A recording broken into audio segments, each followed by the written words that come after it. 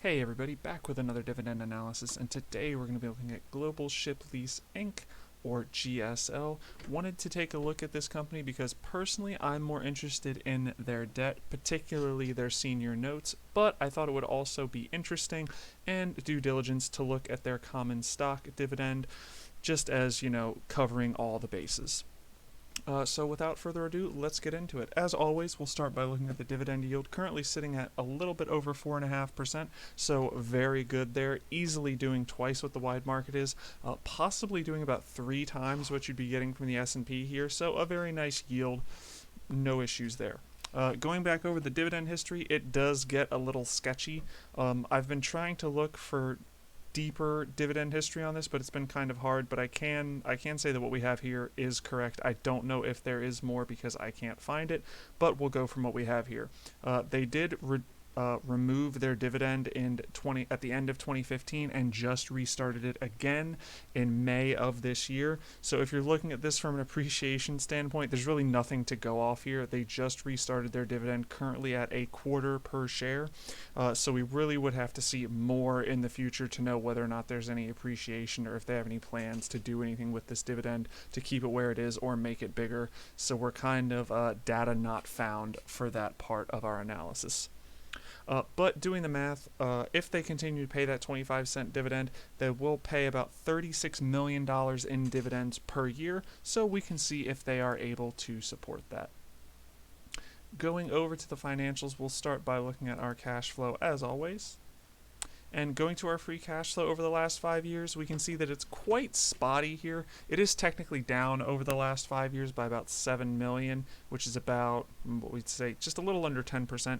But for the most part, it's been kind of flat if you really look at it over that term, going from 64 million down to about 68 million, with a bigger drop in 2019, and of course, last year, 2020, having negative numbers, which is kind of understandable given the circumstances.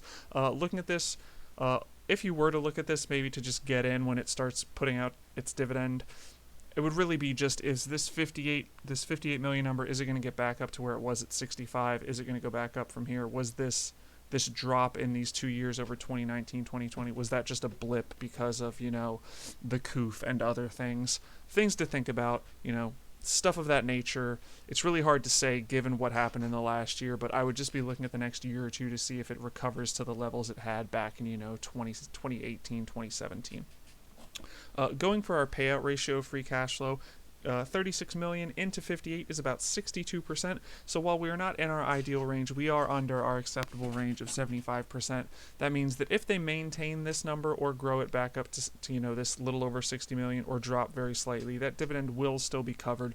You won't be seeing another dividend cut by any likely means like what happened in the past. So just keep that in mind.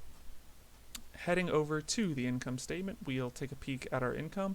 We can see that over the last year, it was about 41.5 million. Looking at the income here, we can see that the income is definitely on the uptrend. In the last year, they went to positive from losing money, which is very good to see, which means they will definitely be able to pay out the dividend moving forward if they are able to keep generating profits. Looking at the income ratio, at $41.5 million, they are paying about 87% of their income in dividends, which is quite high, well over our acceptable range of 75%, though. So this is a bit of a red flag. They really do have to keep increasing that income. We need to see this income jump up to about where their free cash flow is, that 60 million plus number, for this to be really a safer dividend. If they are only able to maintain this 40 million number that they've done over the last 2 years, that's almost all of their free cash flow being eaten up in dividends. So that is a bit worrisome. Again, the next year or two, seeing if those numbers go up, really going to be what you need to look for. So what does GSL do? As their name suggests, they lease ships. They own and charter out container ships, so that's cargo ships, companies that need to move their product. They'll lease a ship from them to move that product. There you go. What's interesting about them is a lot of companies that do this, they really just lease the ships, but they also do the management of the ships, that is the crews, the maintenance of the ships, things like that. They don't leave that to, the third party, to a third party or the leasing party to do. They do that themselves.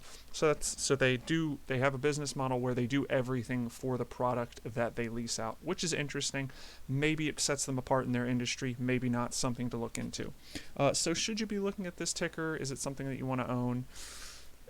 It's kind of interesting due to the way that the shipping market is right now, with things being anywhere from 2 to 5 times as expensive to ship as they were 24 months ago. This could be an interesting play. It might be something where you're looking to play on that. Maybe shipping prices keep going up, so the companies that rely on leasing out ships and such can charge higher prices. They can create more income. Their ticker goes up while you're also getting a dividend out of that. From the appreciation side, as I said, it's really an unknown. Since they had that cut in the past, I'd be really hesitant about this as a dividend appreciation investor. It's hard to say. It's completely unknown, so there's really not anything there for you. From the income side, I would say it's an income play, possibly on a sector of the markets that might see a lot more issues that lead to higher shipping prices, therefore leading to higher profits. But again, it's hard to say. It's kind of a gamble. Think of it as a gamble with a little bit of cash flow involved. You're getting that 4.5%, while also saying, the way that shipping is right now is going to continue. That's going to keep these prices elevated. You're going to be able to add to your return with that dividend income. I would really look at this as just like that. This is one of those things where if you're going to look at it, a really tiny bit of your portfolio, maybe you can make a killing. Maybe, this $21, this $22, maybe you can keep riding that up through this shipping disaster that we're having right now, with ships being backlogged in ports. It's just being really expensive to move things. Maybe you can ride that up while also getting that 4.5% dividend to add to it. And then once you think this has all been resolved, you can get out, something like that. There's a bunch of different ways to look at it. If I was looking at it, that's probably what I would do. Just a very interesting stock, a very interesting ticker, just the way it works.